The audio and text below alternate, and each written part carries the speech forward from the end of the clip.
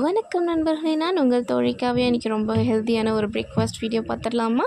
ஆமாங்க, இதனால் நான் வீடியோ போடாததுக்கு ரீசன் நான் வீடு ஷிஃப்ட் பண்ணுற ப்ராசஸ் போயிட்டுருந்துச்சு. அதனால தான் நான் வீடியோ அப்லோட் பண்ண முடியாமல் இருந்துச்சு. ஸோ இனிமேல் நம்ம கண்டினியூவாக பார்க்கலாம்.